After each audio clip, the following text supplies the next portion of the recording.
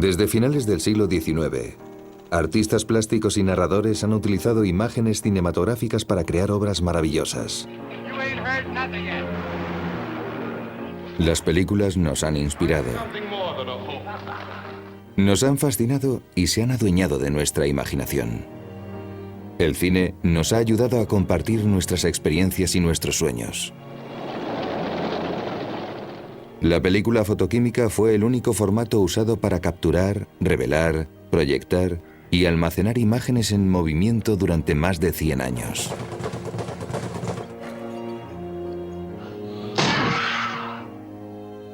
Ha sido en los últimos años cuando ha surgido una nueva tecnología que cuestiona al filme fotoquímico como referente de calidad y eficiencia. La tecnología digital está evolucionando hasta tal punto que perfectamente podría sustituir a la película como el medio principal para crear y compartir largometrajes. El documental que estamos haciendo se titula Side by Side. Se trata de un documental sobre la ciencia, el arte y el impacto del cine digital. Tras 100 años de cine fotoquímico, nos encontramos en estos momentos en la antesala de un momento crítico. En este diálogo, en esta confluencia de épocas, es algo histórico. Hemos llegado a una situación que podría suponer el fin de la película fotoquímica. ¿En qué punto nos encontramos hoy? Es emocionante porque es la reinvención de un nuevo medio. Si bien el proceso fotoquímico se ganó su lugar en nuestra cultura, ahora hemos pasado a otro nivel. ¿Cómo se usa para relatar una historia o para pintar un cuadro? ¿Dejarás de usar la película fotoquímica? No me lo tomes al pie de la letra, Keanu, pero me da que sí. Las cámaras digitales traen una nueva estética al cine y al mismo tiempo vamos a lamentar la pérdida de la película fotoquímica. Yo tengo que estar constantemente justificando por qué quiero rodar con película. En cambio, no oigo que nadie tenga que justificarse si opta por rodar en digital. Yo quería que cualquier cosa que pudiera imaginar fuese algo que pudiéramos realizar. Vi la puerta abierta a un sinfín de posibilidades que la fotoquímica no podía ofrecer. Ahora mismo es muy triste ver cámaras que graban imágenes en peor calidad y que empiezan a ganarle terreno a la película fotoquímica. Pero yo no voy a cambiar mis pinturas al óleo por ceras de colores. Habrá quien desacreditará el rodaje en digital y habrá quien no solo matará a la gallina de los huevos de oro, sino que antes la sodomizará. Si la finalidad es que lo digital sustituya a la fotoquímica, me disgustaría mucho que no se consiguiese que ambas estuvieran a la par. Ahora procesan la película digital para que parezca fotoquímica, como si fuese algo intrínsecamente mejor. Nos gusta que tenga mejor aspecto, lo cual me parece un tanto arbitrario, pues es a lo que estamos acostumbrados. La película fotoquímica es un invento del siglo XIX. Hemos llegado a la cúspide del proceso fotoquímico. Ya no se le puede sacar más jugo. Lo digital ya está aquí, pero va a seguir evolucionando y hay que participar en el proceso. ¿Quién será parte de él dictando hacia dónde ha de dirigirse? No creo que la película fotoquímica tenga futuro. Tampoco creo que nadie salga beneficiado con eliminarla del todo. Muchos seguiremos luchando por vivir la experiencia de rodar con emulsión. Realmente estamos en medio de una especie de revolución que amenaza lo establecido. Puede verse como una amenaza o una liberación en potencia.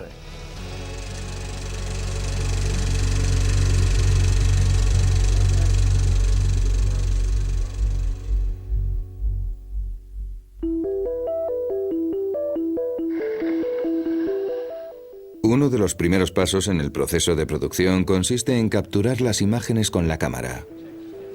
El director, los actores, el director de fotografía y todo el equipo de producción trabajan al unísono para dar vida al guión. El director de fotografía u operador jefe ayuda al director a conseguir el aspecto visual deseado de la película. Es el responsable de saber qué equipo se necesita y cómo funciona para rodar las escenas.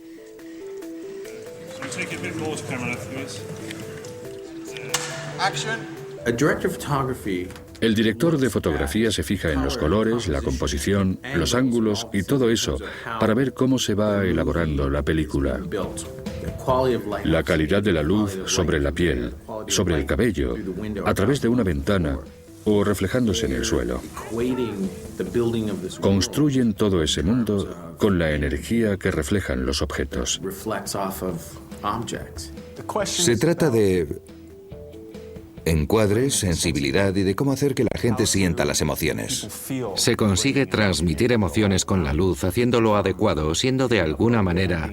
Quienes son realmente buenos hacen algo más que lo adecuado. Te dejan extasiado con una imagen maravillosamente evocadora de lo que sea que estén haciendo. Con ese nivel de artesanía, por así llamarlo, o esa pericia técnica, no puedes explicar qué van a hacer, así que han de tener cierta fe en ti.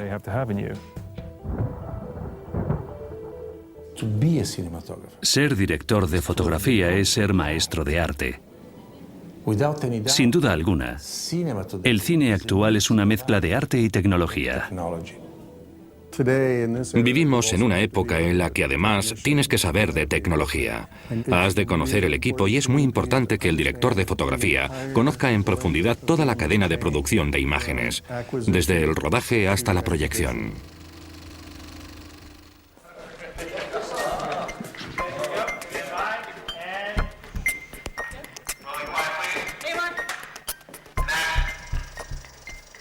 La cámara es una herramienta que enfoca y mide fotones de luz y los graba como imágenes.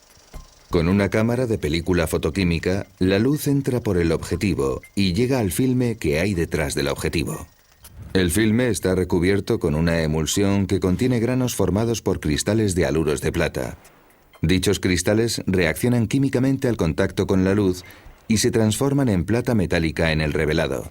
Así se forma la imagen fotográfica sobre la película. Hay algo en la textura y la estructura granulosa de la película que me atrae mucho personalmente y que además me reconforta. Me parece algo más tangible. Los haluros se abren y se pliegan y así nos dan cierta textura. Aún queda algo de granulado en la imagen que hace que resalten los brillos y da a los oscuros más matices y personalidad. Me gusta la arenilla, el granulado y la textura. Te ofrece una amplia gama de posibilidades. El proceso de trabajo en soporte fotoquímico básicamente supone coger toneladas de metraje, cargarlo en el chasis y eso te permite rodar cosa de 10 minutos por rollo de película. Con ello, tienes un descanso mientras alguien saca el chasis de la cámara y coloca uno nuevo. Después, la película va al laboratorio. Se revela de noche y se positiva.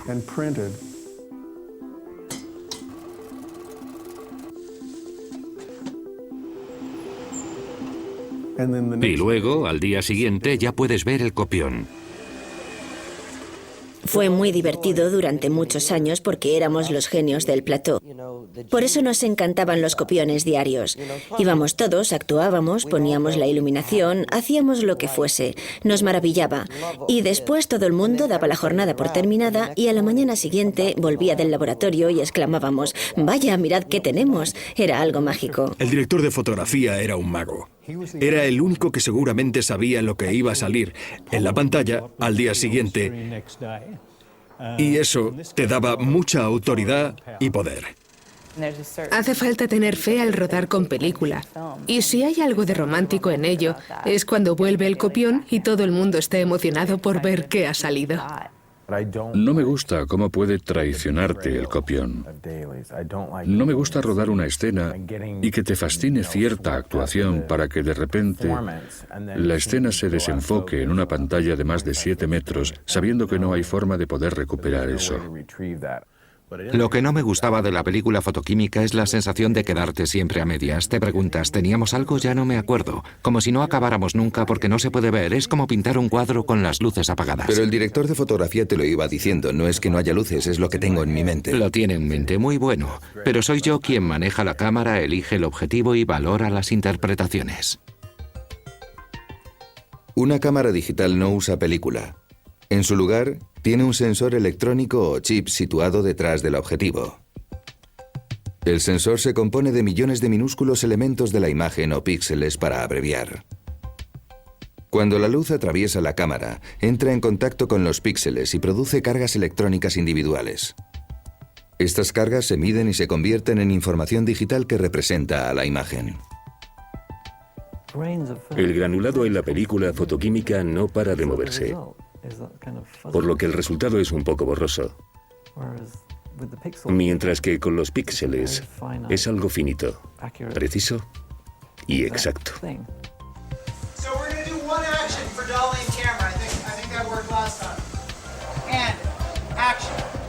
Con cámaras digitales y monitores puedes ver exactamente lo que estás grabando en plató mientras ruedas. A diferencia de las cámaras analógicas, no tienes que esperar un día para ver lo que has grabado. Ya no hay copiones que tardan un día. Ahora la copia es inmediata.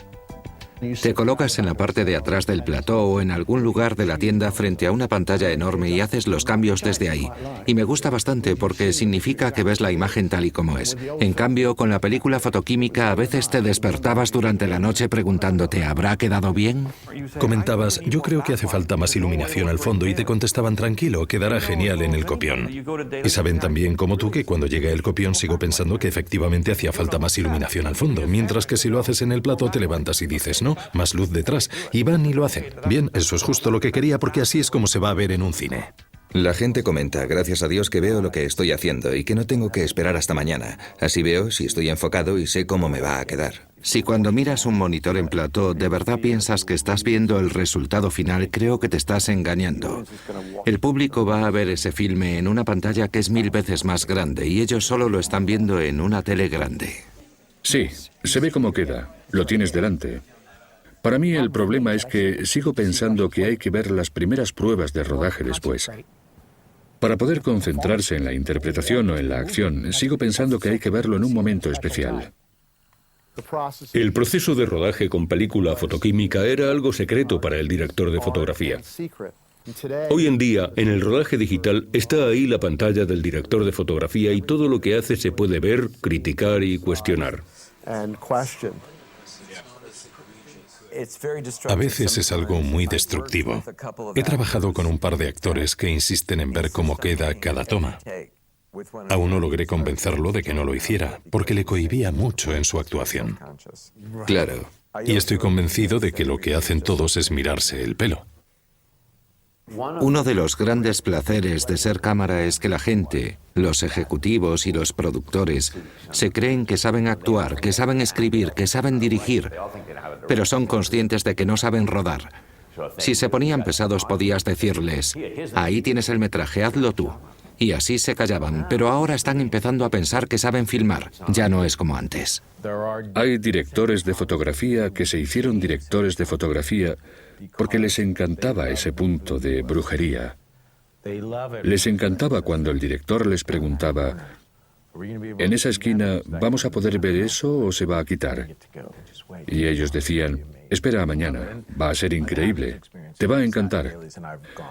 Estas cosas me han pasado. Me he sentado a ver el copión y me he dicho, con parte del trabajo de Darius Khondji en Seven flipabas. Pero luego, el mismo número de veces lo veías y decías, ¿pero qué cojones es eso? Ahora con las cámaras digitales todo el mundo puede ver exactamente cómo va a quedar todo. Esto te cambia la manera de iluminarlo. Incluso puede que cambie tu actuación porque se crea un sentimiento diferente. Nos da más campo para ser creativos. Eso es emocionante. Para mí eso es lo revolucionario de las cámaras digitales. En 1969, en los laboratorios Bell, en Nueva Jersey, George Smith y Willard Boyle crearon el dispositivo de acoplamiento de carga y así se creó el primer chip CCD. One of the things that makes the CCD unique is its ability to perform specialized functions, such as acting as a camera. The image that you see on the TV screen of both of us is being produced by this small CCD camera, which is directly in front of us here. A principios de los años 70, después de visitar los laboratorios Bell, Sony empezó a invertir y desarrollar productos que utilizaran la tecnología CCD. Akio Morita fue el fundador de Sony, estaba enamorado de Hollywood y soñaba con diseñar una cámara electrónica que pudiera crear imágenes que fueran iguales, si no mejores, que las películas de 35 milímetros. A mediados de los años 80, Sony sacó sus primeras cámaras de vídeo de uso doméstico con calidad CCD. En los 90, las cámaras pequeñas con definición estándar empezaron a grabar digitalmente. La primera vez que se usaron en el cine fue cuando las adoptó el movimiento Dogma 95 surgido en Dinamarca. ¿Puedes hablarnos un poco de la primera vez que te pasaste a lo digital? La verdad es que fue por casualidad porque creamos el llamado Dogma 95. Fijamos algunas normas y una de ellas era que había que grabar en el académico 35 milímetros. Y luego alguien dijo que además tenía que grabarse con cámaras de mano. Y entonces yo dije, en ese caso se puede usar vídeo. Y fue justo en la época en la que empezaron a aparecer estas videocámaras. Anthony Dodd Mantel era el director de fotografía que grabó la primera película Dogma, Celebration, de Thomas Vinterberg. Entonces, ¿el atractivo de las videocámaras digitales era también su ligereza? ¿La forma en que se podían mover? Te contaré cómo pasó. Salía de un partido de fútbol en Copenhague y yo tenía una Sony PC3, que resultó ser la cámara con la que acabé grabando Celebración. Recuerdo que vi una multitud de hinchas cruzando el campo de fútbol, con un telón de fondo industrial. Había niebla y bruma. Quedaba un poco gótico. Estaba aprendiendo a usarla. La saqué rápidamente y grabé un momento de inmediatez un tanto extraño. De ligereza e inmediatez. Miré a la imagen y pensé, madre mía, lo increíble de esa cámara es que pude captar eso. 2 meses después estaba grabando Celebración con estas pequeñas cámaras porque quería ser uno de los protagonistas de Celebración. La combinación del movimiento, la actividad, el movimiento emocional de esa cámara probablemente definiría el lenguaje visual de esa película, aparte de los actores, la redacción y el magnífico guión.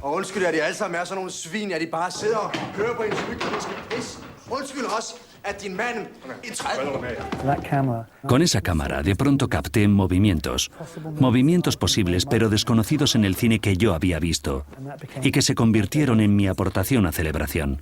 La trascendencia de Celebración, al igual que otras muchas películas de la época, fue el replantearse completamente el aspecto técnico del rodaje. Hizo que la gente rodase películas por pura creatividad. Puso de relieve que el mecanismo de rodaje solamente está al servicio del creador.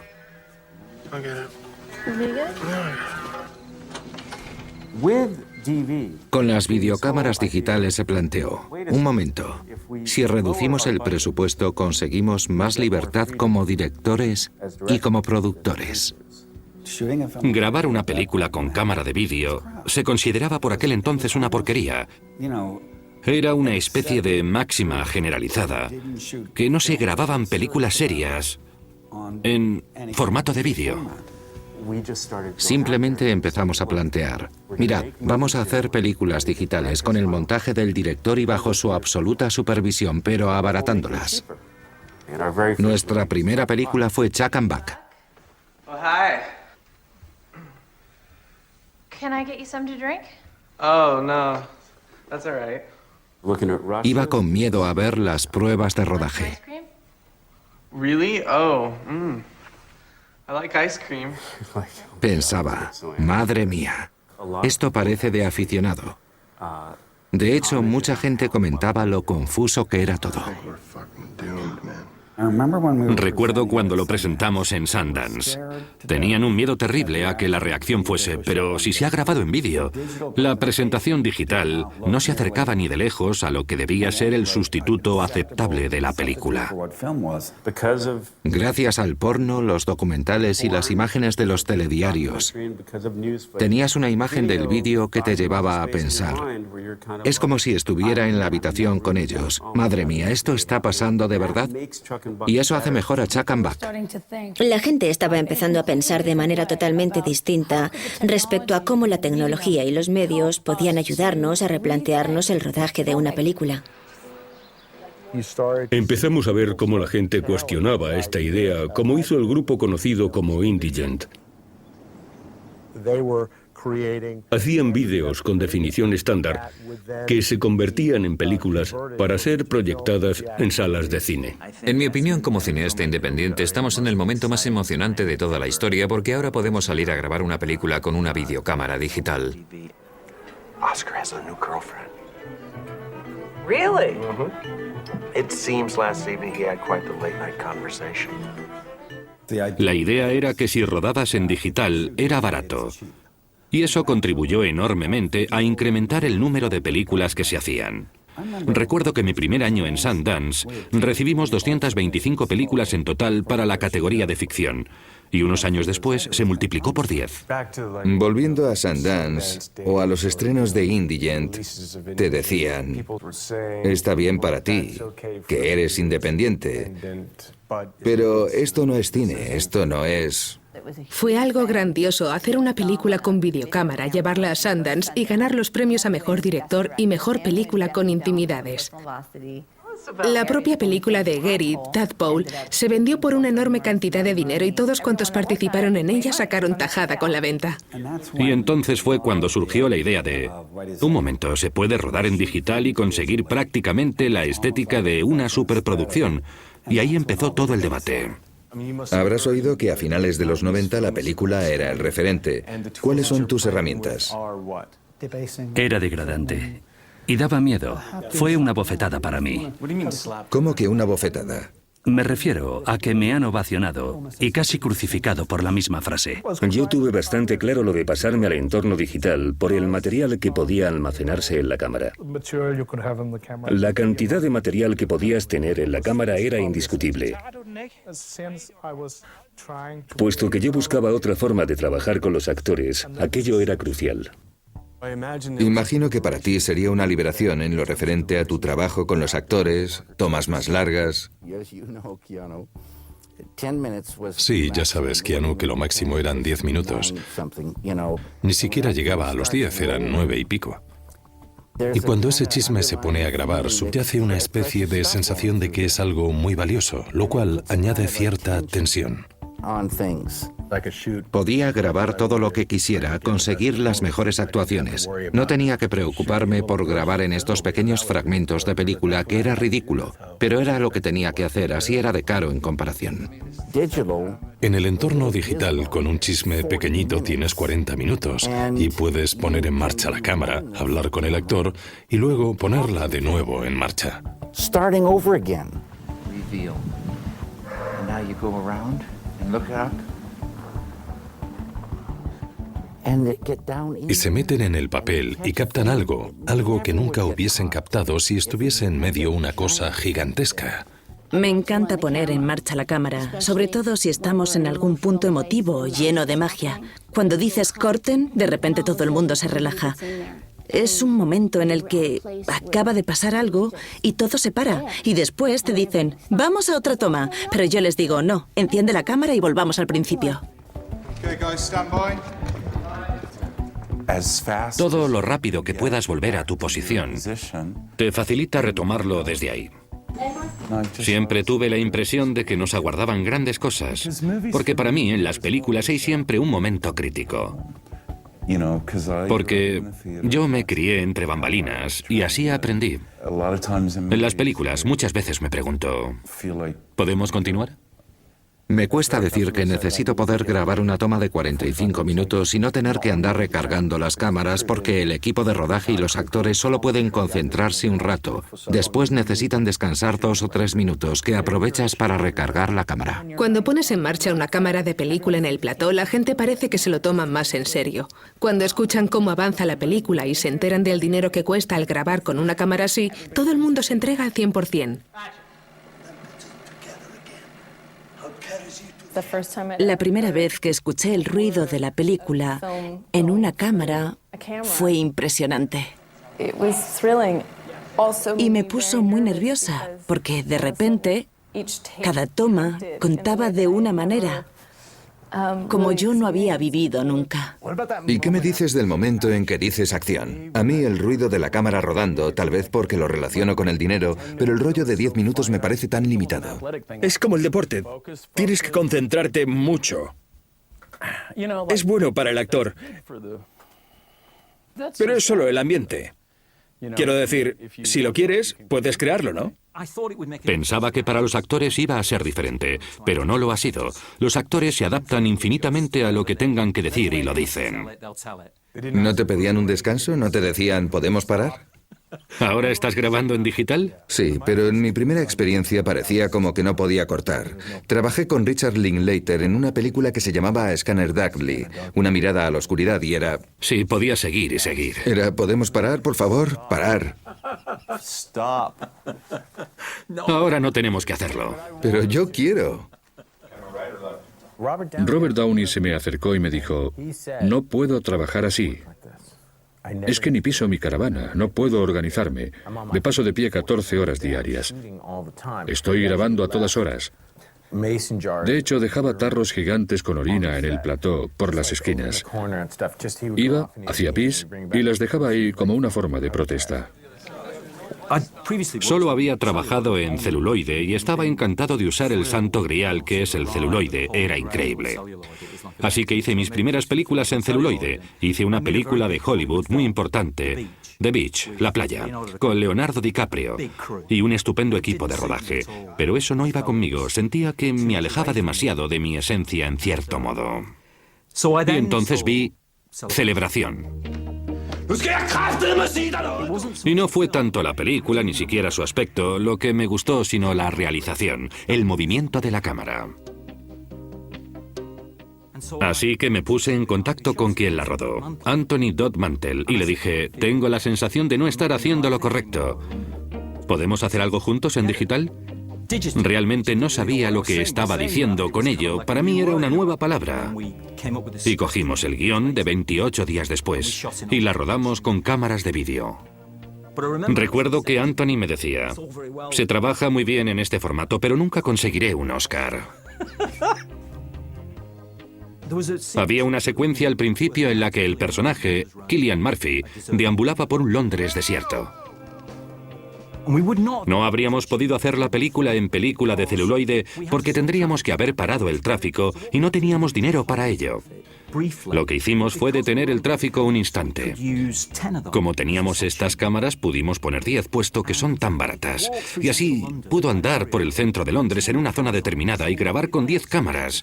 Así que solo tuvimos que parar el tráfico unos minutos y sacamos 10 tomas. Esto suponía una ventaja enorme. Yo colocaba cámaras por ahí, pero no al buen tuntún ni mal puestas. Quería controlar todos los ángulos y más o menos sabía dónde era mejor, dónde se iban a usar. Dicho lo cual, puedes dejar que graben un rato y al ser digitales algo sacarás. Si tienes una toma general con una figura pequeña, estamos hablando de solo 2 o 3 píxeles. Es decir, ahí no había nada, solo color. Desde el punto de vista de la calidad, si lo comparas con una copia exacta sobre una película, el filme sería infinitamente superior. Podrías rodar ilegalmente y a escondidas sin que la gente se enterase. Podrías hacer cosas fuera de lo común y así podías interrumpir el ritmo de la película que se ha mantenido desde que empezó y que los equipos de rodaje han captado. Me encanta esa libertad que te da. Le cogí el gusto entonces y supe que una vez que rodáramos esa secuencia, la tendría lista para trabajar. Era lo que quería trabajar. Hace que el trabajo del montador sea extraordinario porque ellos a menudo tienen que abrirse paso entre montones y montones de material. En los años 70 y 80, las empresas de electrónica empezaron a trabajar en soluciones para suplir el montaje de películas. Durante más de 100 años, el montaje implicó cortar físicamente y pegar trozos de película. Cuando entrabas en una sala de montaje veías que lo tiraban a la cesta de recortes, sacaban la película, la miraban en la moviola e iban juntándola así. Recuerdo los guantes blancos, eran increíblemente rápidos. Buscaba el fotograma. Y a veces al hacer el empalme te sangraban las yemas de los dedos, así que había sangre nuestra en la película. Lo que quiero decir es que nos costaba mucho y ahora basta con pulsar una tecla. Los primeros sistemas de edición usaban múltiples discos magnéticos, grabadoras y discos láser para almacenar y leer las películas digitalizadas. La mayoría de estos sistemas eran enormes y muy costosos. La primera cosa que realmente lo cambió todo creo que fue la máquina de edición digital, que suponía que las pruebas de rodaje debían convertirse de película a cinta, y ahí empezó todo. Pusimos en marcha un sistema de edición de fotografía que era totalmente digital. El primer Edit Droid estuvo operativo en 1980 y finalmente le vendimos el sistema a Avid. A finales de los años 80, Avid había desarrollado la edición digital hasta el punto de convertirla en un sistema informático económicamente rentable y compacto. La primera vez que vi el Avid en una demo, la imagen era uniforme y pequeñísima. Y dije, esto va a ser estupendo cuando consigan una buena calidad de imagen dentro de 5 años o cosa así. ¿Por qué no probarlo en el Avid? Yo también fui uno de los primeros en usarlo. Me gusta abalanzarme sobre lo desconocido. Recuerdo que en El paciente inglés de repente miré a la imagen y exclamé, oh no, ¿cómo voy a hacer yo algo así? Cuando trabajo con montadores mayores, a menudo hablan de que cuando empezaron a entrar en escena los ordenadores, que se resistían a usarlos porque no estaban familiarizados con ellos.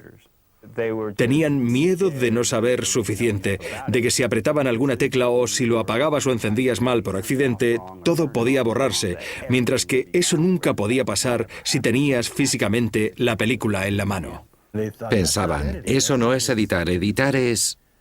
Cuando montas una película en filme, es solo tecnología, porque el arte está en la manipulación de las imágenes para contar una historia. A mí me costó mucho aprender porque nunca había usado un ordenador. Pensaba que un ratón era algo que andaba por el suelo. Así de ignorante era yo. Pero aprendí y le pegué alguna patada a la máquina. Pero una vez que le cogí el tranquillo, me apañaba y me gustaba. Ya no hay película de celuloide en el mundo de la edición. Todo es... Así es. Está en marcha y es silencioso. No se oye, antes se oía. Los rollos en la moviola y era algo muy ruidoso. Se armaba mucho jaleo. En cambio, ahora es todo muy silencioso. Casi hasta puedo quemar incienso y encender velas. Lo digital te da la velocidad y supone un reto en el sentido de plantearte, ¿puedo pensar tan rápido? ¿Necesito tiempo para respirar? A veces a estos montadores jóvenes les interesa mucho hacer un trabajo interesante, pero no siempre tienen tiempo de pararse a reflexionar sobre lo que están haciendo. Creo que si trabajaran con filmes de celuloide tendrían la mente más entrenada para hacerlo más. Es una manera diferente de pensar en realidad. La película de celuloide te enseñaba una disciplina que apenas existe en el ordenador. Porque cuando metías la tijera y luego tenías que pegarlo con celo y pasarlo por la máquina, debías sopesarlo mucho más. ¿Ha mejorado la edición, puesto que existen infinitas opciones? No estoy tan seguro. De hecho, tengo la certeza de que hay muchas películas que han empeorado al haberse manipulado hasta la saciedad. Puede que hayamos perdido algo. La toma de Lawrence de Arabia cuando sopla la cerilla.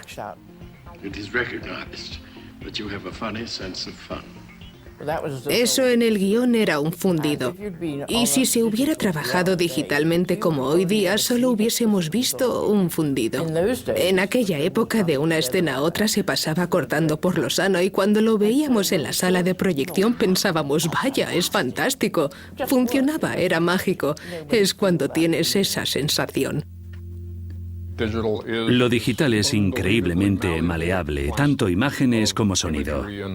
Y es atractivo, porque es justo lo que hacemos. Somos escultores de imágenes y sonidos. No es que con película no puedas hacerlo, solo que es más difícil hacerlo y que quede bien.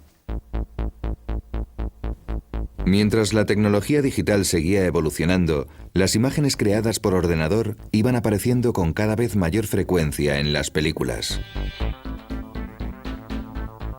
Los efectos especiales o efectos visuales han sido parte integrante del cine desde sus orígenes. Trucos de cámara, técnicas de iluminación, complejas maquetas y procesos de laboratorio. Se ha usado de todo para transformar la realidad y mejorar la experiencia cinematográfica. En muchas películas se muestran cosas que no puedes salir a grabar. Luego esas imágenes han de crearse de algún modo. Para ser supervisor de efectos especiales hay que comprender una gran variedad de diferentes aspectos del mundo que nos rodea en cualquier momento dado. También tienes que entender la física que rige el contacto de la luz con diferentes superficies. Tienes que entender de animación, de cómo ha de moverse la gente, de cómo se mueven diversas criaturas. Hay que ser artista y técnico a la vez, y esa es una combinación interesante. En sus orígenes, cuando se hacían efectos en los primeros 100 años, se hacían con maquetas y cámaras analógicas. Y tenían muy limitado lo que podían hacer. Pero hubo gente que dedicó mucho tiempo y esfuerzo para que pudiera llevarse a cabo la película de la Guerra de las Galaxias.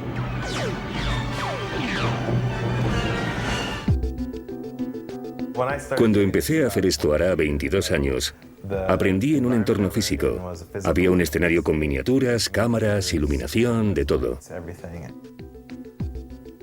Lo bueno de hacer cosas reales es que tenías que poner los 5 sentidos y plantarte allí con otras 3 personas a criticar un modelo o hablar de lo bien que quedaba algo bajo iluminación real, lo cual resultaba muy satisfactorio.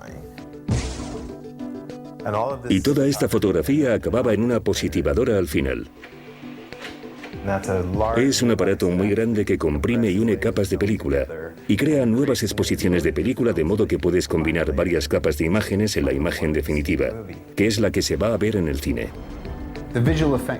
El departamento de efectos especiales se dedicaba literalmente a hacer sándwiches con trozos de película, unos encima de otros, lo que hacía que se degradasen bastante. En 1978 acabábamos de terminar la Guerra de las Galaxias. Habíamos hecho algunas tomas digitales que eran muy burdas, como el diagrama de la Estrella de la Muerte y cosas por el estilo. Conocía a mucha gente que estaba trabajando en el terreno digital. Así que creamos un departamento informático y creamos Pixar Computer para ILM. I'm right now in one of our 3 computer rooms that we have here at ILM. And what we have here are thousands and millions of cycles of computing power going by every single second. Yo fui el revulsivo, o al menos puse todo mi empeño en ILM con este grupo de diseñadores gráficos que teníamos. Lo emocionante era que no daba la sensación de que hubiera muchas normas, en realidad parecía el salvaje oeste.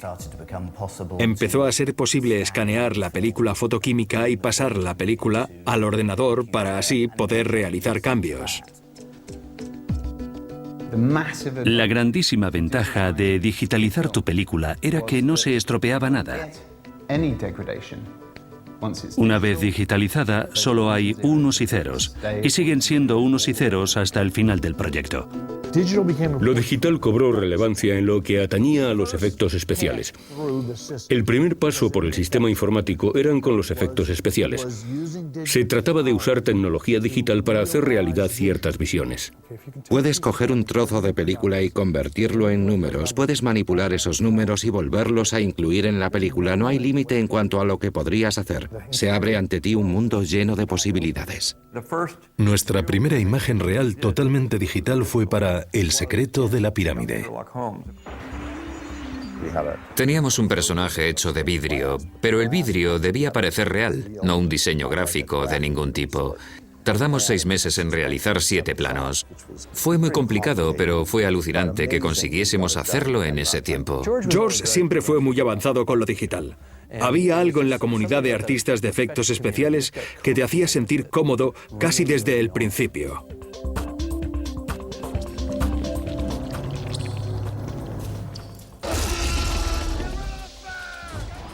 Just trying to be a sheepdog.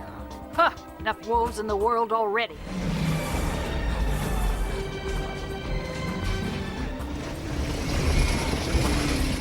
Seguíamos rodando con película fotoquímica. Todavía no rodábamos con cámaras digitales, pero todos los procesos de postproducción ya empezaban a hacerse así. How did you go into the computer? So I would have my hand, and then they would take a picture of it. And then in a computer, they would do an animation of all like a silver and silver hand, and then they would show you on a movie screen. A juzgar por nuestra experiencia en la trilogía, lo verdaderamente interesante era ver cuánta postproducción había y que realmente las imágenes se creaban en postproducción.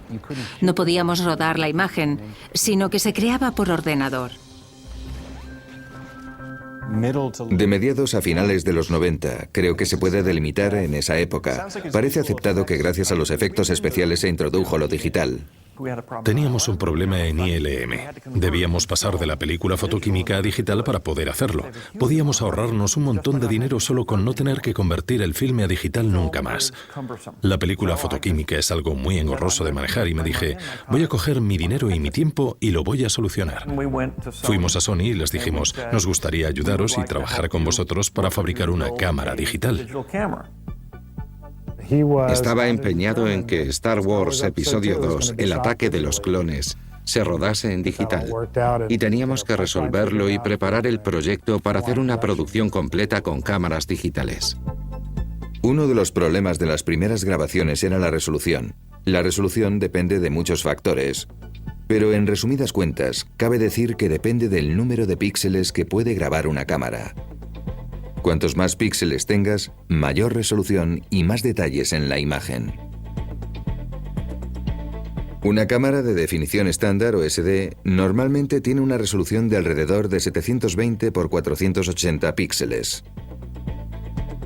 El punto de inflexión se produjo en el año 2000, cuando salió la cámara F900, la primera cámara de alta definición.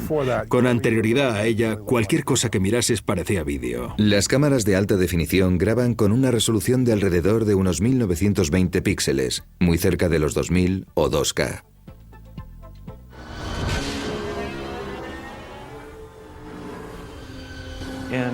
En 2002 hicimos Star Wars Episodio 2, El ataque de los clones. Fue la primera película de envergadura que se rodó en alta definición.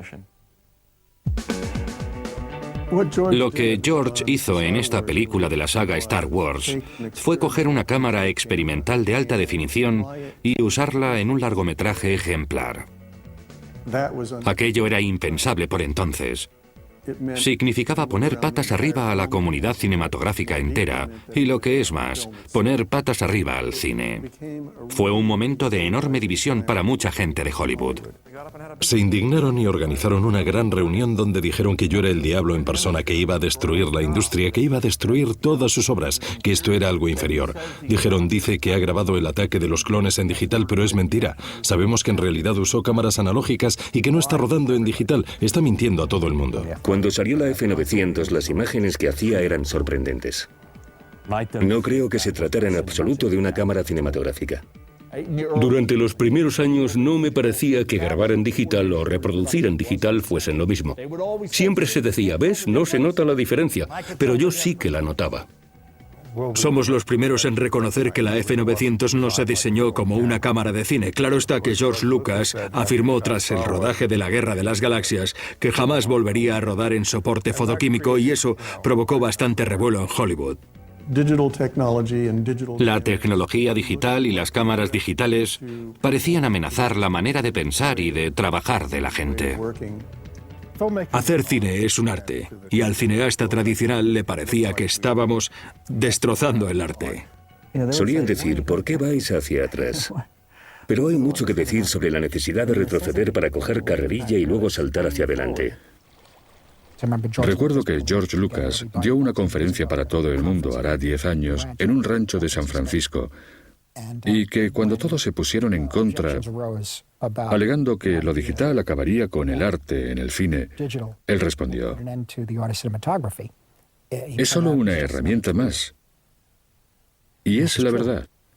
Cuando la gente vio el experimento de George Lucas dijo, no funcionará. Eran muy cerrados de mente. Vamos a esperar 10 años para adoptarlo, decían. Pero yo no iba a esperar tanto y les dije, voy a seguir a Obi-Wan, él sabe por dónde se anda, sabe en qué momento estamos, siempre lo sabe. Sé que esto es el principio de algo importante y quiero estar ahí cuando pase. Pero la imagen era penosa. La imagen no estaba tan mal, aunque no era tan buena como en la película fotoquímica. Ahora bien, me permitió hacer cosas que no podría haber hecho con película fotoquímica. Cogí mi libro de Sin City y pensé, ya sé cómo rodarlo, lo voy a rodar en digital, va a quedar igual que en el libro. I'm staring at a goddess. She's telling me she wants me. Sin City no existiría si la hubiese rodado en fotoquímico. Ni siquiera me habría planteado hacerla. Pude hacer cosas que impulsaron el arte. La tecnología promueve el arte y el arte impulsa la tecnología. Sin City salió y sacudió a la gente como un terremoto porque no se hacían idea de lo que estaban viendo. En vez de esconderme y esperar a que se calmara, acabé creando algo y la gente se dio cuenta de que aquello era posible. Yo estaba alucinado con la riqueza que tenía. No lo sabía, parecía imposible. El sistema ha mejorado en cuanto a la corrección del color y el espacio del color. Después de rodarse la película, de editarse y añadirse los efectos especiales, un colorista o corrector de color hace los ajustes necesarios en el laboratorio del aspecto que se quiere dar a la película. En el método fotoquímico tradicional se revela el negativo y se positiva. La corrección de color se remonta a la época en que solo existía el blanco y negro. These scenes show the darkroom operations of the laboratory in the old days. El tipo que tenía mi trabajo miraba el negativo y decidía cuánto tiempo tendría que permanecer en la bañera. If at first it wasn't right, dunk, dunk again. Así pues, era cuestión de tiempo. Con la llegada del cine en color, los encargados de corregir el color se involucraron más en el proceso creativo. En el laboratorio, el corrector de color, el director de fotografía y el director decidían el aspecto de las últimas copias positivadas que el público iba a ver en las salas de cine. Los únicos ajustes que se podían hacer fotoquímicamente eran el equilibrio de colores entre rojo, verde y azul, y el brillo. Nuestra labor básicamente consiste en conseguir que la visión del director y del director de fotografía se plasme en un trozo de película. Yo me sentaba con el director y el director de fotografía y me decían, eso queda demasiado rojo o demasiado azul. Y lo cambiábamos mentalmente hasta donde quisiéramos corregirlo, haciendo diferentes versiones hasta hallar ese equilibrio. Los correctores de una película tienen mucho que ver con la intuición. Ya. Era duro, muy duro. Requería mucho arte y mucho trabajo. Esa gente realmente se esforzaba mucho hasta conseguir lo que querían. Todavía me siento muy, pero que muy frustrado con el proceso de corrección del color. Vas hablando a la vez que está en marcha e intentas sincronizarte con los cortes mientras comentas. No sé, me ha parecido un poco azulado o algo así. Y el tío intenta anotar el fotograma mientras pasa, pero no puedes parar. Eso me parece una locura. La corrección digital del color comenzó a utilizarse para piezas cortas como anuncios y vídeos musicales. Yo solía hacer montones de vídeos musicales. Conseguimos hacer algunas de las imágenes visuales más locas y rompedoras. Constituía una habilidad increíble entrar en una habitación como esta y manipular algo para crear imágenes que la gente no había visto nunca antes. La corrección digital del color empezó a sustituir a los métodos fotoquímicos tradicionales de etalonaje o ajuste del color. Mi trabajo consiste en asegurarme de que los creativos consigan cuanto desean. Que el director de fotografía consiga la gama o el contraste que busca y, por supuesto, que el director le dé el sentimiento que desea a la película. Debo asegurarme de que podamos verles los ojos a todos los actores y toda la emoción que quiera mostrar. Ahora puedo empezar a construir lo que llamamos ventanas o viñetas. En cada ventana puedo cambiar la tonalidad que quiera. Si quiero poner esos árboles a la izquierda, puedo coger el color que quiera de los árboles y aislarlo. Y ahora puedo cambiar esos árboles al color que desee. El director de fotografía y el director vienen y nos pasamos un par de semanas graduando el color de la película, dándole el look deseado para que quede bonita o como ellos quieran que se vea. Estoy convencido de que podría hacer casi cualquier cosa que me pidieras dentro de lo razonable. ¿Quién inventó este proceso? Era la misma tecnología que la gente usaba en los vídeos musicales para crear esas imágenes tan chulas. Simplemente lo que ha ocurrido es que en los últimos 10 años ha evolucionado y se ha modernizado mucho. Oh Brother fue realmente la primera película en la que cada fotograma tenía efectos especiales. Todos pasaron por el corrector de color digital para adecuarse al aspecto que buscaban. Así que fue el primer internegativo digital realizado. Todo empezó porque estaba Roger Dickey sentado en la sala y me dijo: no puedo conseguir lo que quiero en fotoquímico porque cada vez que corrijo el color y pongo ese dorado, se me va el azul del cielo. ¿Qué puedo hacer? Yo creo que queda algo amarillento, ¿no? Los árboles son más marrones. Así que vino a hacer las pruebas. De hecho, estuve con él y se lo mostré. Básicamente lo que se puede hacer es modificarlo todo en la imagen excepto el azul del cielo. Y bueno, llevaban una especie de monos con el mismo azul. Pero a todo lo demás, como los árboles verdes que no están en la gama que quieres, podemos reducirle la saturación y ponerlo en un tono ocre. Así que todo surgió por necesidad del aspecto buscado para esta película. Pero a la gente le gustó y comentaba: vaya, eso me vendría muy bien. Y fue haciéndose cada vez más popular.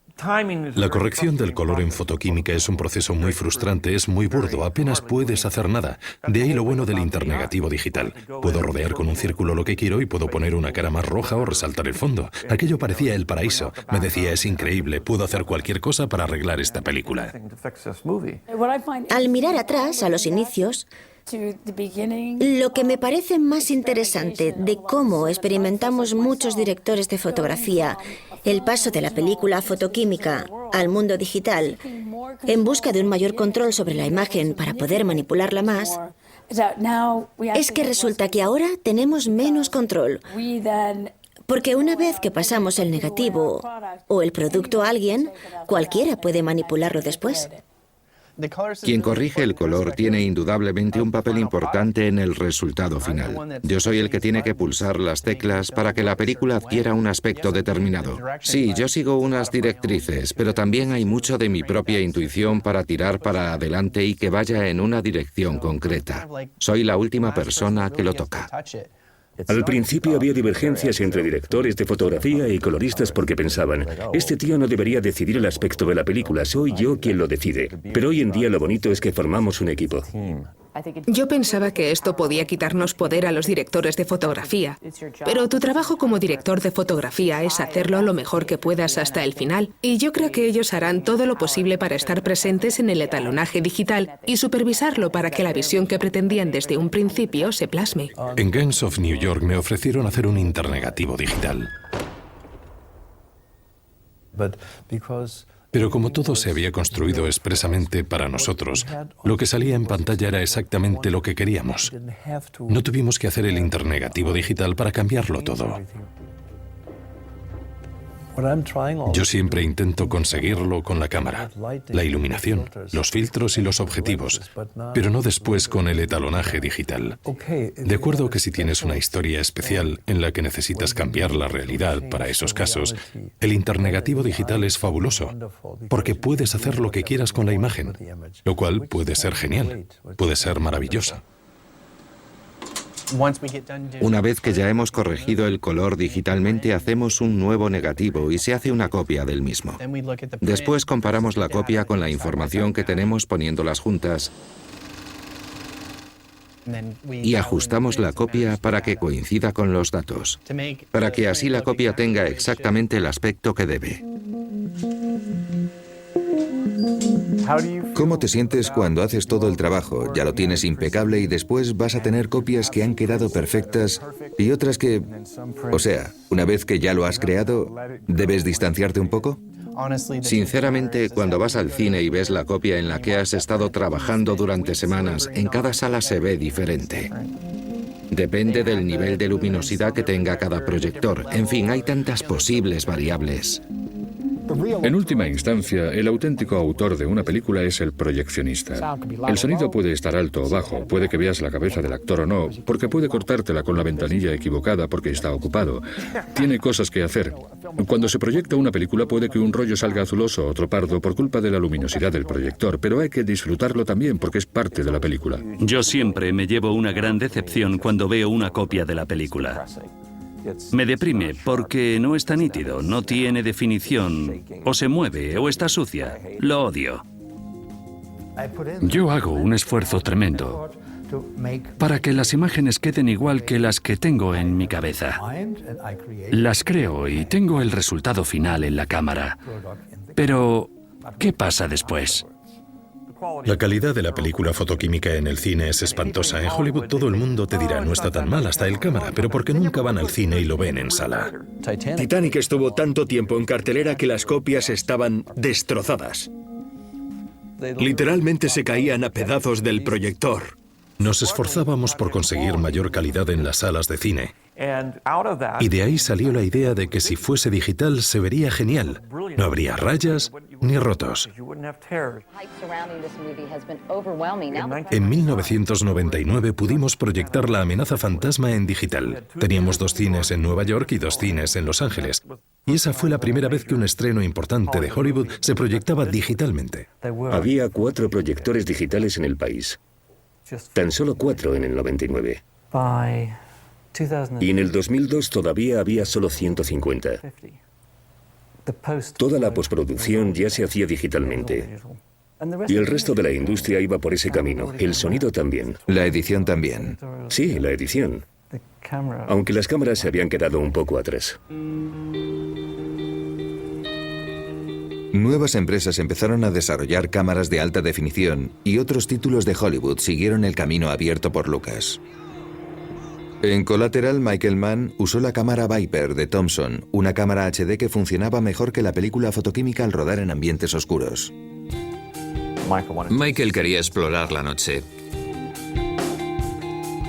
Y en ese momento la mejor manera de hacerlo era con cámaras digitales, que habían sido modificadas y afinadas para trascender los límites de lo que era posible digitalmente.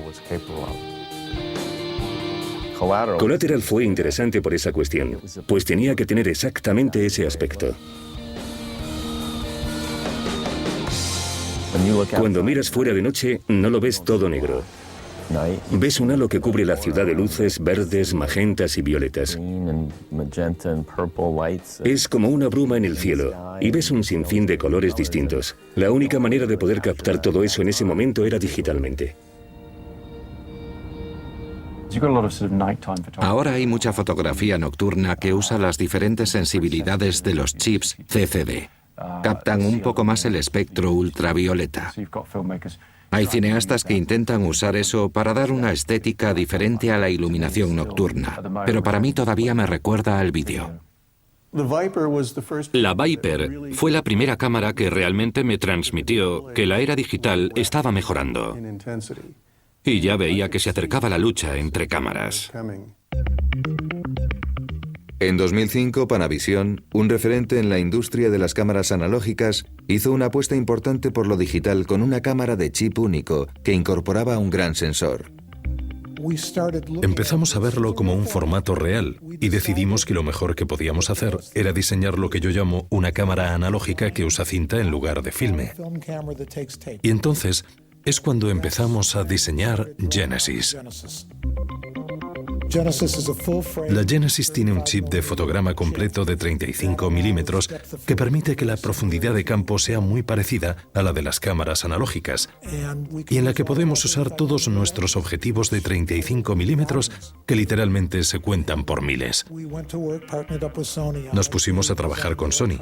Ellos diseñaron la electrónica y nosotros montamos y creamos la primera cámara digital de fotograma completo para realizar largometrajes.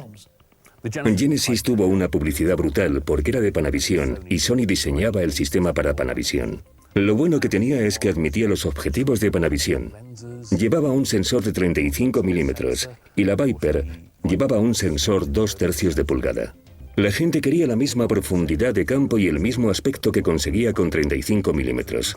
Esto es lo que te aportaba la Genesis. Hacía imágenes bastante buenas. Nos esforzamos mucho en diseñarlo para equipos de rodaje, para que la transición, si es que iba a haberla, fuese más sencilla para quienes rodaban películas. Dean Semler, que ganó un Oscar como director de fotografía en Bailando con Lobos, rodó Apocalipto en México, donde la temperatura rondaba los 40 grados y había una humedad del 200%. No paró ni un segundo de descanso. Para él era como una cámara analógica. Son 15 kilos de cámara. La puta cámara es así de grande. Y lo de arriba del todo parece el chasis de la película. La grabadora se unía a la cámara, de la misma forma que iban los chasis en la parte superior o trasera. Sí, quiero ver lo que acabo de rodar. ¿Puedo dar para atrás y verlo? Y me contestó, no, eso nunca se toca, es como si fuese el negativo original. A ver si me he enterado. ¿Os habéis gastado no sé cuántos millones de dólares en desarrollar una cámara con Sony y no puedo poner otra vez el HD para verlo porque eso es el negativo? En 2006 y 2007 ya teníamos el espacio de color y la resolución, pero no teníamos la latitud de exposición o rango dinámico. Tenías que tener cuidado en el plató. La latitud de exposición es importantísima. Para mí es lo más importante de todo y lo que me hace ir más despacio al rodar en digital. Si tienes un rango amplio entre oscuros y claros, una cosa así, bien. Pero en digital no tenemos un rango tan amplio como en fotoquímico entre claros y oscuros. De modo que lo que quede por encima de aquí se corta y lo que vaya por debajo también se corta. No creo que tenga la latitud de exposición que me permita hacer lo que quiero. No se puede sobreexponer 5 pasos y que te quede todavía algo en la imagen. Lo puedes subexponer con 4 pasos y así te queda una traza o algo así en la imagen. Creo que es divertido jugar en ese campo. En 2005, Jim Jannard, el dueño y fundador de Oakley, la empresa valorada en millones de dólares de gafas de sol deportivas, se decidió a crear una cámara de cine digital asequible. El cine digital no podía compararse con el fotoquímico. No era tan bueno. Para mí todo es mejorable y acabará mejorándose a la larga. La cuestión es cuándo y quién lo hará. Hubo un movimiento tecnológico que abogaba por suprimir finalmente la película fotoquímica. Lo que pasaba en alguno de los fabricantes más importantes es que estaban creando herramientas a nivel del vídeo, sobre todo herramientas de alta definición, e intentaban introducirlo en el mundo del cine a toda costa. Y lo que vimos es que ni siquiera se acercaban a ser un poco decentes. Quisimos fijarnos un objetivo lo suficientemente elevado para que tuviese importancia. De ahí surgió Red. Queríamos ayudar a jubilar la película fotoquímica y sentirnos bien con su sustituta. En 2007, la Red One estaba disponible para el público. Esta nueva generación de cámaras digitales podía rodar en mayor resolución que el HD.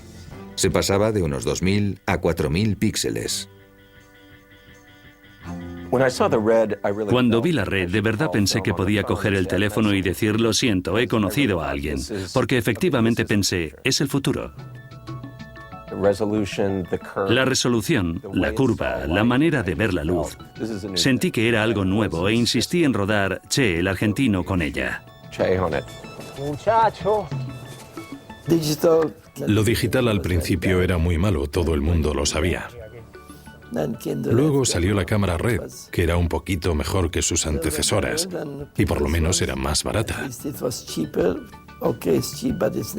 Vale, sí, era más barata, pero no era lo suficientemente buena y yo mismo sufrí sus limitaciones.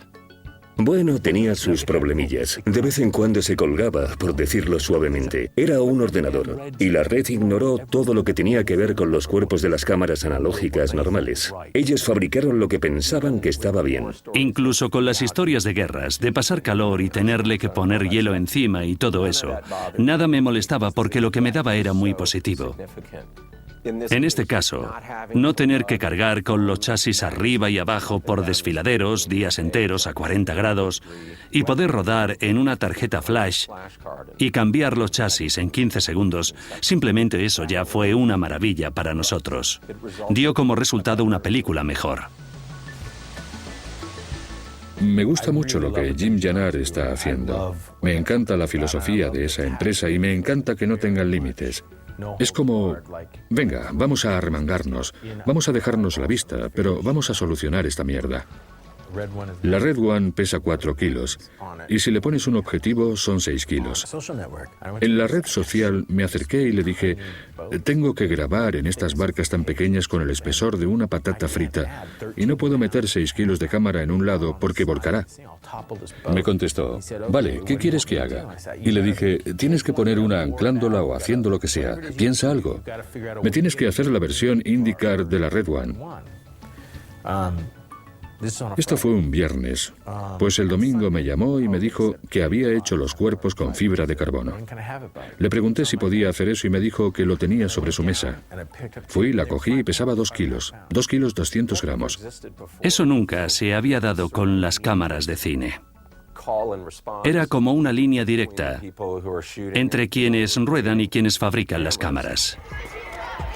Yo estaba desesperado por hacer algo que fuera un soplo de aire fresco. Y por supuesto, cuando vas a la India y sobre todo en Bombay hay mucha vida. Se te acercan gritando todo el tiempo y de cualquier manera. Danny vino con una idea llena de fuerza, energía y juventud. Eso es todo lo que se necesita en un guión y a correr. Eso es todo. Así que nos fuimos a la India. Simplemente es el lugar más maravilloso para trabajar, para hacer una película diferente. Queríamos una cámara que de alguna manera pudiese intentar captar un poco todo eso. Mi tarea principal era encontrar la cámara, estaba claro. Debía encontrarla con toda mi experiencia anárquica y convencional. Sencillamente tenía que encontrar esa herramienta.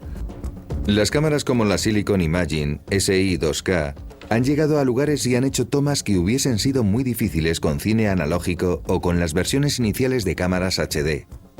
Es un sensor con un ordenador detrás. Así que o haces que tu ordenador parezca una cámara analógica o dices, a la mierda, cojo este cable Ethernet y lo conecto a mi portátil. Y eso es la cámara, ¿sí? En ese momento no había cámaras lo suficientemente pequeñas y Anthony quería poder correr por la calle y seguir a los niños mientras corrían e ir a su paso. Así que cogieron unos MacBook Pros y los metieron en una mochila para hacer las tomas y grabarlas así. Las cámaras analógicas, incluso cuando están sin el trípode, el Steadicam o la grúa, aún así están conectadas al cuerpo del operador de cámara. O bien está en una persecución por la calle o se la pone aquí, o dobla la esquina y corre hacia atrás o alguna movida de esas. Con la SI2K podías hacer esto. Ya no tenía por qué estar conectada al cuerpo del operador. Podía hacer cosas diferentes con ella durante una escena, concretamente improvisando en la misma escena.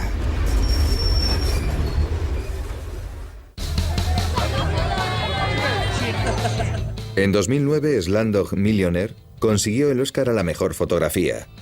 Era la primera vez que se galardonaba con un Oscar una película rodada casi íntegramente con cámaras digitales.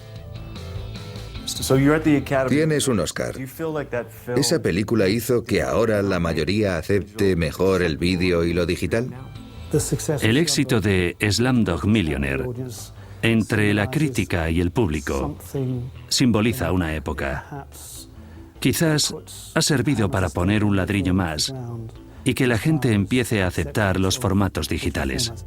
Fue el primer reconocimiento a gran escala de lo digital y me alegré mucho por Anthony, pero creo que él pensaba que era un reconocimiento que nunca iba a llegar, por haber decidido especializarse tanto en el mundo digital.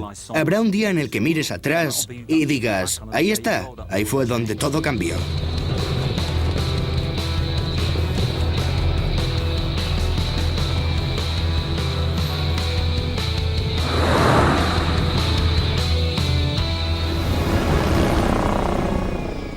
Avatar iba a ser mi siguiente película después de Titanic. Ya empecé a pensar en el 3D en el 99. Supe en ese preciso instante que solo se podía grabar en 3D y que el futuro de rodar en 3D era digital. Empezamos a experimentar poniendo 2 cámaras HD una junto a otra. Los resultados me parecieron bastante chulos. Y entonces Vince Pace y yo construimos el sistema de fusión de cámaras con el que rodamos Avatar. Decidiste poner una cámara aquí y otra encima. Y unir las dos, porque desde el punto de vista estereoscópico necesitas que haya 2 imágenes, ¿no? Correcto. Uno de los problemas que teníamos con las cámaras más grandes es que si querías ponerlas una al lado de la otra como tus globos oculares, no se podía poner esas cámaras físicamente en la misma posición, se chocaban. Así que pusimos un espejo reflector que nos permitiese solapar los 2 sistemas de la cámara. Como te imaginarás, desde un punto de vista físico, esto nos permite que no haya limitaciones respecto a lo juntos que estén los ojos. Eso es muy importante en 3D. Para crear el 3D, 2 cámaras trabajan a la par, igual que nuestros ojos. Captan imágenes desde diferentes ángulos, dando sensación de profundidad y distancia en 3 dimensiones. Siempre bromeo con mis compañeros diciendo que echo de menos cuando el mundo era plano, porque no solo se duplican los sistemas de cámara, todo se duplica en la cadena. Los objetivos, los controles de los objetivos. Mucha gente dice, entonces es doblemente duro. Pero no es así. Es más que eso, porque estas dos cámaras tienen que funcionar como hermanas siamesas. Tienen que imitarse la una a la otra a la perfección. Creo que cuando las películas están bien hechas y funciona de verdad, es cuando se nota que estoy ahí. Yo hago este viaje, estoy inmerso en la trama. La parte divertida para mí es poner estas herramientas en manos de gente realmente creativa que te pueda llevar a lugares que nunca habías imaginado. Avatar se estrenó y estoy muy orgulloso de esas imágenes. Eran preciosas. La siguieron Alicia en el País de las Maravillas y Cómo entrenar a tu dragón. 3 películas en el mercado, una detrás de otra, y todas fueron un enorme éxito. Las 3 estuvieron entre las más taquilleras del año. De repente, bueno, ya sabes, se abrieron las puertas, la gente vio el potencial que todo esto tenía como mercado. El consumo de estas películas ha aumentado nuestra audiencia y las ganas de verlas, pero también el conocimiento sobre ellas. Por lo tanto, cada vez es más difícil impresionar a la gente. Pienso que es una de las razones por las que el 3D tiene éxito. Sencillamente es una nueva forma de ver cine. El actor es como un trozo de escultura o algo parecido. Se mueve y aparece. Es una combinación de teatro, cine, música y de todo. Odio el 3D. Me pongo las gafas y me dan ganas de vomitar. Se ve muy oscuro. Todo el fenómeno 3D es una puñetera estrategia de marketing, ¿verdad? Puedo decir tranquilamente que como espectador no me interesa en lo más mínimo, no tengo el menor interés. Pienso que es una moda pasajera y acabará quemándose. Creo que los estudios hacen bien en no hacer todo en 3D. Con Avatar había una razón de ser para hacerla en 3D, porque te transporta en una experiencia. No es algo que se ha añadido por el dinero, o como broma, o gancho. Está ahí porque se creó así. Avatar tiene 2 formas completamente diferentes de rodar que se combinan. Solo usamos objetivos en 1/3 de la película. Son todo decorados y cosas habituales, iluminación normal, acción en vivo, y usamos objetivos virtuales en los otros 2/3. Nunca rodamos en una selva de verdad. Tuvimos que crear la selva. Todo con modelado por ordenador. Cada hoja de hierba, cada bicho que volaba, ni un solo fotograma de la película se rodó en la selva. Se tenía la idea de que solo con diseñar un modelo matemático perfecto para crear una realidad, si añadías capacidad de procesamiento y lo completabas con suficiente software, ya la tenías. Y adivina qué descubrimos, que no funcionaba, que se necesitaba el ojo de un artista y gente con formación fotográfica que se fijase en cómo la luz interactúa con las cosas para poder saber cómo escribir el código y hacer que pareciese real. La manipulación que los medios digitales te permiten realizar es atractiva, pero al final te deja un poco vacío. La analogía que suelo usar es la de esas galletas con virutas de chocolate que salieron y al sacarlas del horno eran suaves y decías, son increíbles, es una galleta suave. Pero después de un par de meses decías, oh no, esto es pura basura química asquerosa, que te da una impresión falsa y te da el pego la primera vez. Mi mayor preocupación es que últimamente con las imágenes creadas por ordenador, ya no sé si las generaciones más jóvenes se creen algo de lo que ven en la pantalla. No es real. Presentas una irrealidad absoluta y haces que parezca real, mientras que antes se capturaba la realidad. Creo que has estado en varios platós de rodaje. ¿Cuándo había algo real? Había una pared ahí, nada detrás. Tenías a 30 personas alrededor de pie, había un tipo con un micrófono de caña y otro tipo subido a una escalera viéndose en la hucha, había una lluvia falsa cayendo, una toma exterior de noche en una calle de Nueva York era una toma interior de día en Burbank. ¿Qué había de real en eso? Ya nos hemos liberado de la vieja tecnología para captar esas imágenes. Cámaras analógicas, objetivos... Exposición. Exposición te da más control, más capacidad de elección, más maneras de acceder a lo que imaginas en tu cabeza. Los ordenadores no van a hacer otra cosa que mejorar y mejorar. Podremos crear cualquier cosa que queramos con total realismo. Y al final, si tienes el tiempo necesario, tendrás el mundo a tus pies.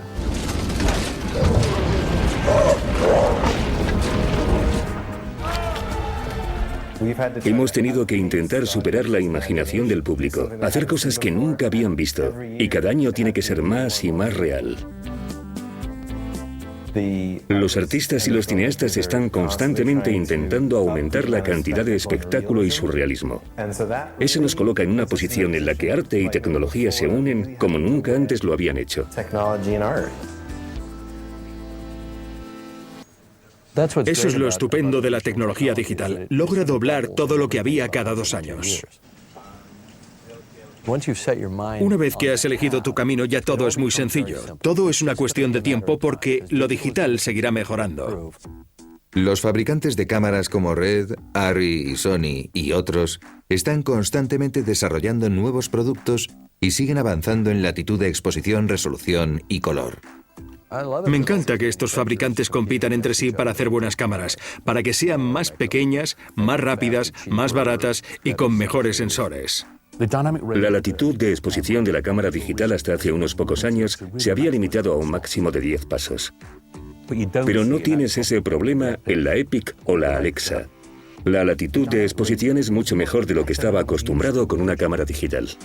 Arri hasta mediados de los 90 fue totalmente analógica, pero vimos que la tecnología digital había madurado hasta tal punto que empezamos a invertir en tecnología digital. El sensor que usamos ahora en la cámara Alexa nos permitió ofrecer una cámara que podemos anunciar con orgullo como una cámara con las características de una analógica. La Alexa mantiene todo lo que nos entusiasmaba de hacer cine con bajo presupuesto, pero añadiéndole la calidad de las texturas de la película fotoquímica. Mantiene esa familiaridad con el espacio de color. La única razón por la que me interesaba tanto usar la Alexa es porque la fabricaba Arriflex y había oído que era como rodar en analógico pero con formato digital. Si me presionan para rodar en digital, puedo usar la Alexa y probablemente obtenga buenos resultados.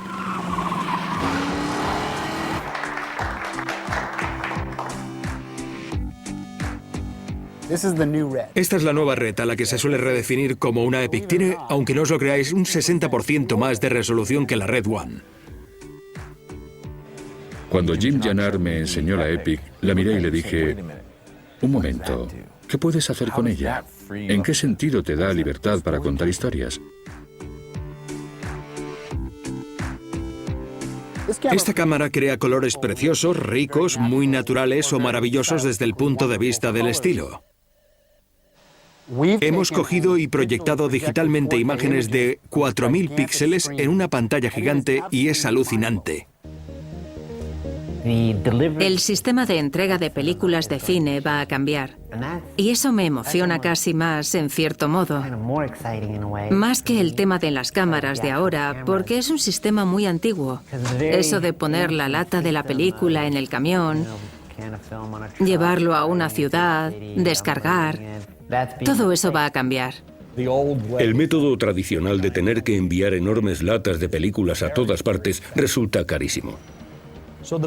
El negocio se dio cuenta de que se podía ahorrar muchísimo, tanto con la entrega digital como con la proyección digital. Todos queremos copias de proyección impecables, todos queremos la primera copia del internegativo, pero no podemos tenerlo. Hay que copiarlo y la ventaja de la copia digital es que no hay realmente una copia.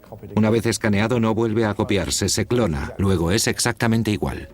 Cada vez me impresiona más la proyección digital y eso que no soy muy aficionado a la tecnología, pero la proyección digital ha avanzado mucho. En los últimos 2 años hemos instalado 10.000 proyectores digitales en los cines. El cambio está produciéndose a nivel global. Estaremos al 50% o más y el resto del cambio tendrá lugar muy rápido. Se producen películas preciosas, pero esto no ha hecho más que empezar. Por eso se va a llegar a 100.000 pantallas digitales en 2015. El modelo de negocio basado en el positivado de películas está en peligro de extinción. Y espero que esto no acabe destruyendo en última instancia a la película fotoquímica. De niño iba al cine y cuando te sentabas tenías delante un enorme telón rojo. Luego el telón se abría y significaba que la película iba a empezar. Y sentías, madre mía, qué maravilla. Bueno, esa es la imagen que guardo de mi niñez. Ya no es algo tan especial, es otra cosa.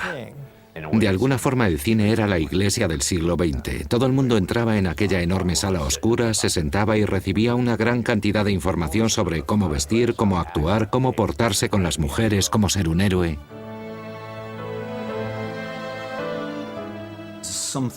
Hay algo extraordinario en ver la cara de un actor que mida 12 metros de alto. Esa altura de 12 metros es algo fantástico, se sale de lo cotidiano. Creo que el cine debería ser gigantesco, de un tamaño enorme. Debería medir 25 metros de ancho y envolver al público con la pantalla. Eso es el cine. Exacto. Junto con el sonido que te rodea y demás. No entiendo por qué la gente quiere ver películas en el ordenador. Observo que la gente siempre va viendo pelis en su iPhone en el metro. Y me digo, no puede ser. Pero ¿quién soy yo para decir si es malo? Puede que no lo sea. Por la noche, si es tarde y mi mujer está durmiendo y yo no puedo dormir, abro el Netflix en mi iPhone, me planto unos buenos auriculares y me lo pego a la cara como si fuese algo interesantísimo. Ahora puedes relacionarte con las cosas de una manera muy íntima. Era algo que hacía falta. Si quiero llorar sin que me vea nadie, me pongo Magnolias de Acero y lloro. Si mi mujer se despierta, lo paro y lo escondo debajo de la almohada. Tiene su lado interesante y es algo que creo que antes no teníamos la posibilidad de experimentar. Si quedas con alguien, ya nadie dice, vamos al cine. No creo que se haga, me da que te dicen, vamos a ver algo Netflix en mi cama. Supongo que será la manera de que un chico de 24 años consiga sentarte en su cama. Yo creo que las cosas van así ahora. Puedo poner cualquier película de Jean-Luc Godard, escoger cualquier película del pasado y Netflix me la manda, solo tengo que sentarme a verla. Pero no puedes distinguir todos los detalles ni la vivirás como debería ser. La pantalla grande de mi televisor es más que suficiente. Puedes ir al cine para enrollarte con una tía y demás, pero creo que ya no tengo edad para eso. ¿Seguro? Créeme. Hay infinitas maneras de ver una película. También el tema de compartir. Se está tendiendo hacia eso frente a ir al cine. También está expandiéndose lo virtual. El espacio común, por supuesto, que se va a expandir virtualmente. Seguiremos viendo películas juntos en ese tipo de entornos virtuales. Eso será inevitable. Pero ¿cómo intercambias feromonas virtualmente? ¿Cómo sangras, sudas y... ¿Puedes sentirte cómodo?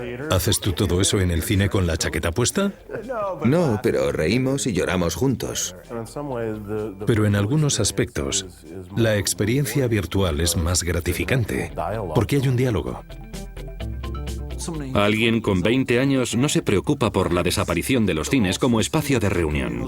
Lo que les interesa es cómo contarían ellos esa historia y decírselo a los amigos en Facebook o donde sea.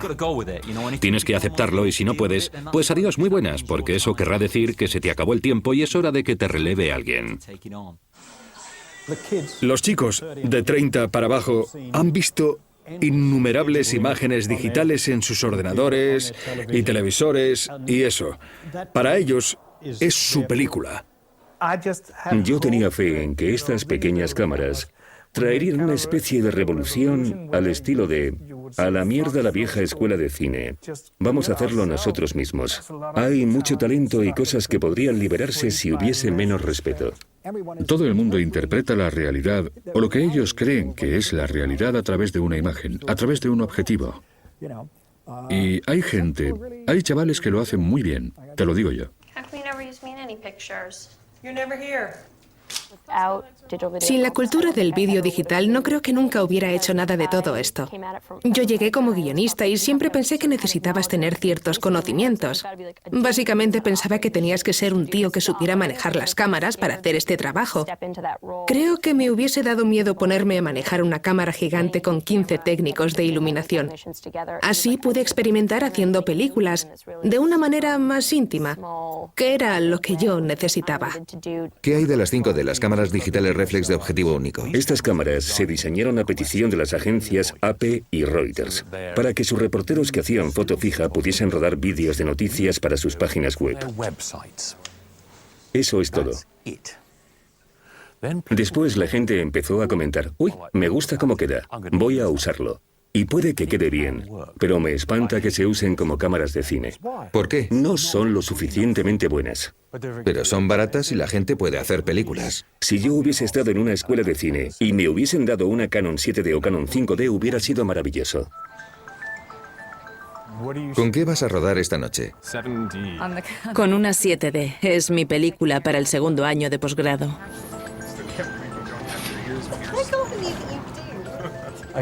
Supongo que es la más asequible. Puedes grabar mucho, pero no es súper cara.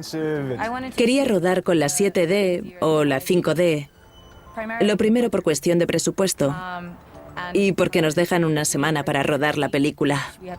Y además, habríamos perdido mucho tiempo cambiando la película, comprobando la ventanilla, y hay que tener más cuidado. Probablemente no habría podido rodar ni la mitad de las escenas que quería. Se ha convertido en una manera muy barata de contar historias sobre nosotros mismos. Saca estas formas de arte de un ambiente enrarecido y permite a más gente hacer arte. Aquí todo hijo de vecino tiene lápiz y papel. Pero ¿cuántas historias buenas se han escrito en ese papel?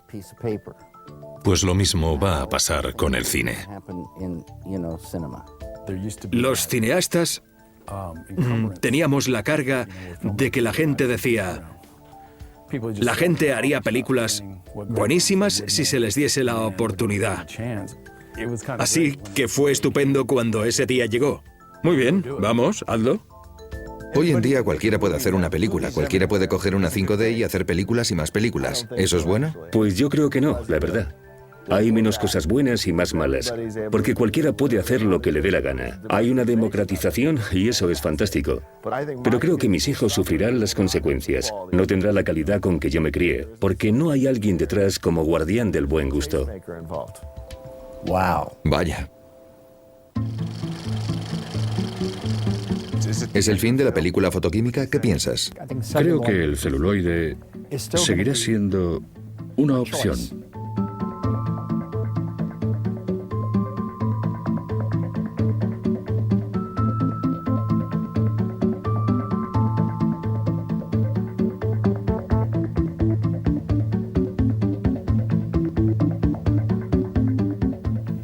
La transición empieza cuando alguien ofrece una nueva opción, pero acaba cuando se desecha la antigua. Y no creo que técnicamente estemos preparados aún para hacerlo. Llevamos 100 años de experiencia rodando fundamentalmente en soporte fotoquímico. Y aún se usa. Da igual que George Lucas diga que el filme ha muerto. Lo dijo hace 20 años y no está muerto. A la gente todavía le gusta rodar sobre soporte fotoquímico porque ofrece imágenes maravillosas.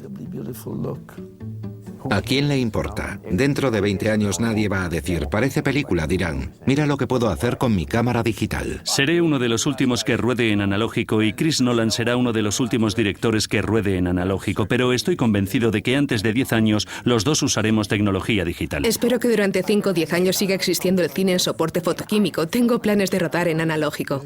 ¿Es el fin del cine analógico? Sí, supongo que sí. Creo que en 5 años usar película para rodar será la excepción. Estoy seguro. La producción analógica llegó a su punto álgido en 2007. La industria estaba trabajando al 110% para producir cámaras analógicas. ¿Y entonces qué pasó? Que el mundo cambió. Las nuevas adquisiciones son todas digitales. Las cámaras analógicas podrían durar décadas y seguir disponibles y en funcionamiento. Sin embargo, todos los grandes fabricantes han dejado de crear nuevas cámaras analógicas. Ya no las fabrican. Habrá que decirle adiós al celuloide. Me temo que desaparecerá. Se guardará para ocasiones especiales, creo, pero va a cambiar. Una vez que ya no tengamos esa opción. Sí. Una vez que la gente joven no vaya a tener esa experiencia, ¿se convertirá la imagen digital en algo especial? Creo que estamos viviendo una transformación total. Creo que el temor de la gente es que va a haber tanto ruido que ya nadie va a poder decir que es bueno o malo. Nadie podrá hacer cosas buenas y si las hay, se perderán. Eso es un peligro para la continuidad de nuestra cultura. ¿A dónde vamos a llegar cuando tengas que volver al pozo a por agua? ¿De dónde vas a sacar el alimento cultural, artístico e intelectual? ¿De dónde lo vas a sacar? Un paso importante en el proceso de la película es el archivo, almacenar la película completa y los materiales que se han utilizado para hacerla.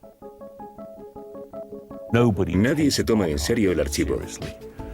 Dicen, lo guardo en el disco duro. Ponen el disco duro en una balda y al cabo de un año lo cargas y oyes. Porque se atasca. Si no lo pones en marcha continuamente, se atasca. Y si lo pones en marcha todo el tiempo, se queman y hacen... Desde principios de 1950, con la llegada de la televisión comercial, han existido 80 formatos de vídeo hasta la fecha. 80 formatos de vídeo. Pues bien, la mayoría de ellos no se pueden ver porque ya no existen aparatos para reproducirlos. Cuando hacemos una película, hacemos 2 copias digitales de las tomas del día. Cuando las empaquetas para que las guarden, también tienes que meter un lector. Tengo archivados formatos en cinta de vídeos, musicales y anuncios que hice en los años 80. Pero no hay máquina que los pueda reproducir. No hay formato para archivar con el que se pueda guardar todo que valga la pena en el mundo digital. Hay todo tipo de problemas. Es algo que aún no tiene solución. La única manera de asegurarse de que una película o cualquier cosa con una imagen en movimiento vaya a durar unos 60 o 70 años a partir de ahora, curiosa o irónicamente, es guardándolo en celuloide.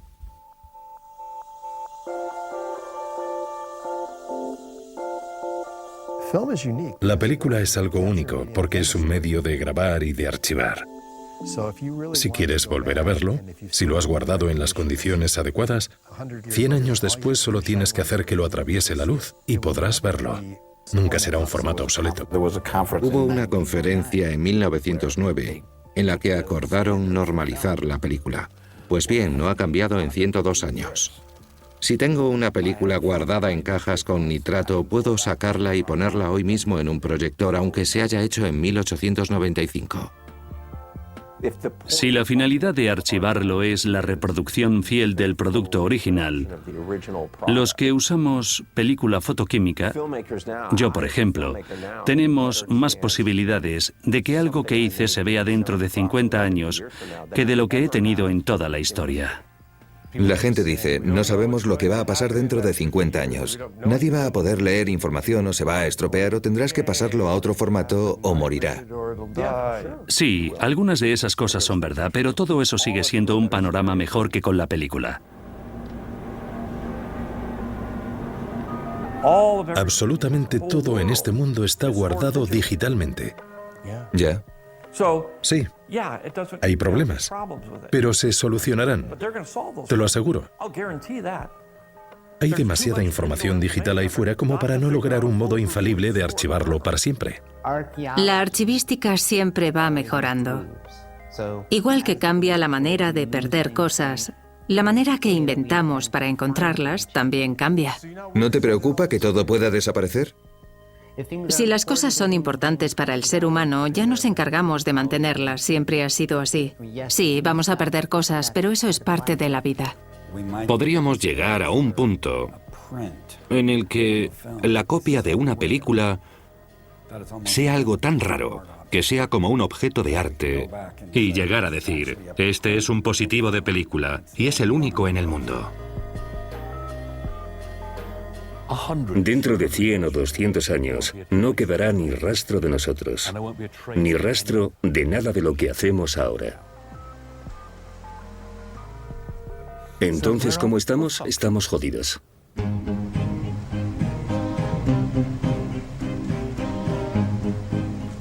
No creo ni por un segundo que las imágenes digitales o la tecnología digital pueda acabar con la narrativa de la humanidad, porque la narrativa en sí misma es un tema sagrado para el ser humano.